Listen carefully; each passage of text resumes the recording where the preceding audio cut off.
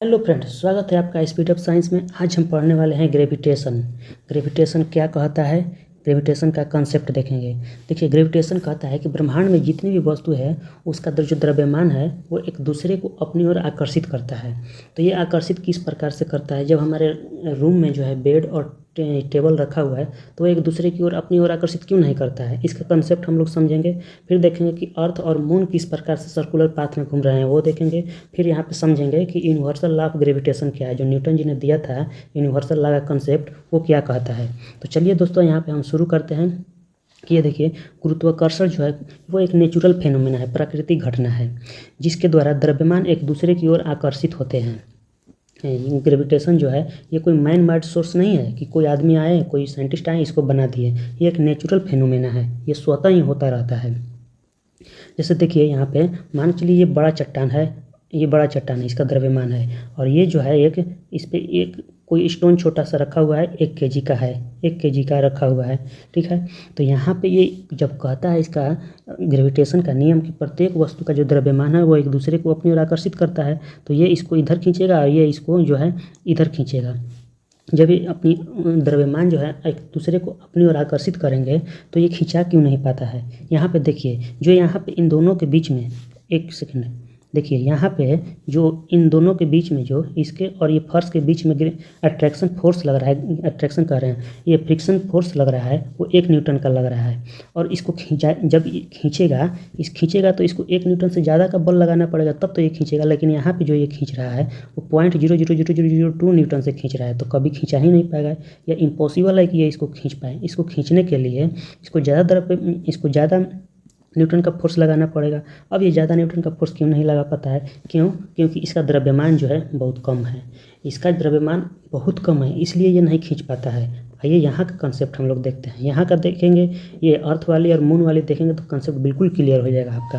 जैसे देखिए यहाँ पे कि ये हमारा रूम है, रूम के अंदर जो है हमारा ये है बेड है और टेबल है। ये 30 kg है, ये 10 kg है। तो इनके बीच में देखिएगा ना, ये अगर मान के चलिए ये बेड और ये टेबल ना भी होता, कोई मार्बल का फर्श भी होता है, तो जब इसको माइक्रोस्कोप से देखते हैं मार्बल के फर्श को, और इस पर कोई गुटका रखा हुआ होता है ना, तो यहाँ पे जो है फर्श इसका इस तरह से इसमें इस तरह से खुरदुरा रहेगा। जब खुरदुरा रहता है तो इन दोनों के बीच में जो है ये फ्रिक्शन फोर्स लगता है। अब इस वस्तु को एक जगह से दूसरी जगह ले जाने में इस फ्रिक्शन फोर्स से जब हम ज़्यादा फोर्स अप्लाई करेंगे तभी तो ये यहाँ से यहाँ तक आएगा।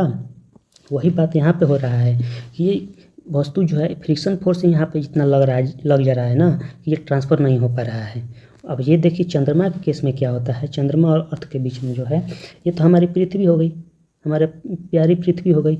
और ये जो है चारों ओर जो है मून जो है चक्कर काटता है, ठीक है। तो पृथ्वी का अपनी, अब हम पढ़ रहे हैं कि प्रत्येक वस्तु एक दूसरे की ओर आकर्षित करती है।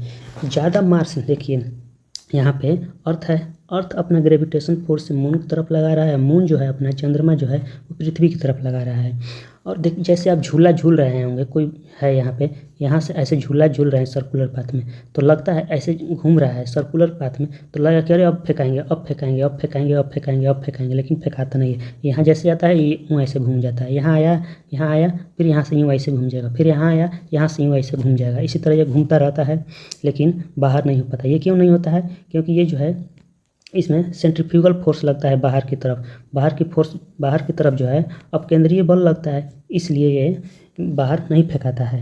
और इस प्रकार पृथ्वी जो है चंद्रमा को अपनी ओर खींचती है। इसका द्रव्यमान, यहाँ से ये एक कंसेप्ट क्लियर हो जा रहा है कि जितना बड़ा द्रव्यमान होगा अट्रैक्शन फोर्स जो है उतना ही ज़्यादा होगी।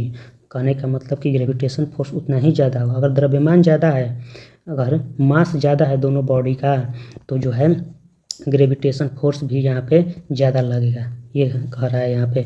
देखिए यहाँ से, अब यहाँ पे जो है न्यूटन जी ने जो दिया था वो ला, यहाँ से आप पढ़ेंगे तो बिल्कुल आपके माइंड में जाकर ये कंसेप्ट धंस जाएगा। देखिए कह रहे हैं यूनिवर्सल लॉ ऑफ ग्रेविटेशन, ये किसने दिया? तो न्यूटन जी ने दिया था। न्यूटन जी ने कहा कि देखिए, इन्होंने बताया कि कोई मास है, कोई द्रव्यमान है, ये m1 है और ये m2 मान लिया इसको, ठीक है। अगर इन दोनों की, ये जब मास है तो इन दोनों जो है एक दूसरे को अपनी ओर आकर्षित कर रहे हैं द्रव्यमान। ये जो है इसको खींचेगा F से, और ये जो है इसको खींचेगा F4 से। जब F4 से खींच रहा है F1 से, तो अगर इसका द्रव्यमान जो है 2 kg है, इसका 4 kg है, इससे पहले यहाँ आते हैं तो इन्होंने कहा कि जो फोर्स इन दोनों मास के बीच में लगता है, जो फोर्स लग रहा है इसके मास के जो है मल्टीपल में होता है। कहने का मतलब कि मल्टीपल, जैसे m1 और m2 हो गए तो इस मल्टीपल में लगेगा। और यहाँ से फिर इन्होंने कहा दूसरे कॉन्सेप्ट में, जैसे पहला ही समझ लें कि इन्होंने कहा कि ये मल्टीपल रूप में लगते हैं। अब ये 2 kg का है और ये 4 kg का है तो मल्टीपल रूप में यानी कि 8 kg होगा यहाँ पे ये। अब फिर अगर ये 6 kg हो जाए और ये जो है 5 kg हो जाए तो मल्टीपल रूप में फोर्स लगता है। मल्टीपल जो होता है वही फोर्स लगता है, प्रोपोर्शनल होता है उसका। तो देखिए यहाँ से 30 आ गया, कहने का मतलब यहाँ से 30 आ गया। तो जितना ज़्यादा इसका मास, देखिए यहाँ पे 2 kg था, यहाँ पे 6 kg है, मास बढ़ रहा है, मास यहाँ पे बढ़ा तो हमारा फोर्स भी बढ़ गया। फोर्स यहाँ पे 30 kg का लग रहा है यहाँ पे। अब यही कह रहा है यहाँ पे जब भी मास बढ़ेगा तो फोर्स बढ़ता जाएगा।